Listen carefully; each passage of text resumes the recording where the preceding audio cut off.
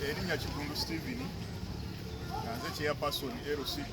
atwala omulukagwe namumira Anthony Ward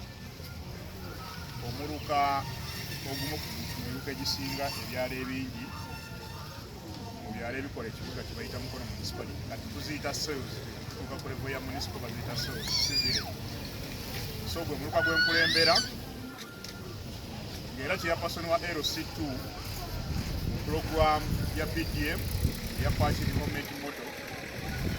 yabeera chairperson owa BDC gavumenti y'okumuluka gye bayita eya Parish Development Committee nze chairperson waayo ng'era akakiiko ako bakateekako abantu 7 nga general secretary w'akakiiko ako abeera town agent yaba mukoli wa government principal town agent bateekako ow'abakyala ow'abavubuka ow'abakadde n'owabaliko obulemu bebaza bali ku lukiiko lwa PDC lwenkulembera.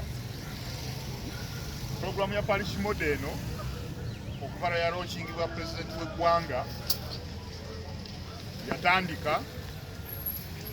naye tetwebazaamu nga omuluka gwa Namumira Anthony Ward twafuba ogitegeera obulungi fe abakulembeze batekinikos bagitusomesa era ne tutambula omuluka gwonna ebyalo 12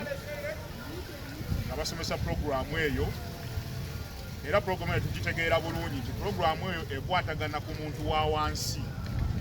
kye bayita ba subsistence households Bamufuna Mpola. Bw'otunira puroguramu eyo mu ggwanga lyonna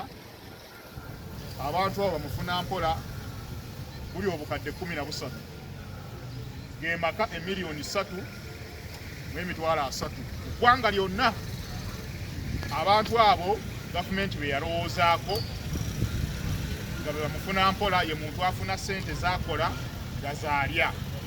nga gavumenti bwevaayo okujja okuyamba omuntu oyo tiwaba afunyeyo sente zaalya bw'omwongeramu sente naaba nga asobola okufuna sente zasobola okukolamu ebirala okusobola okuba nga yeerabirira ng'akyusa obulamu bwe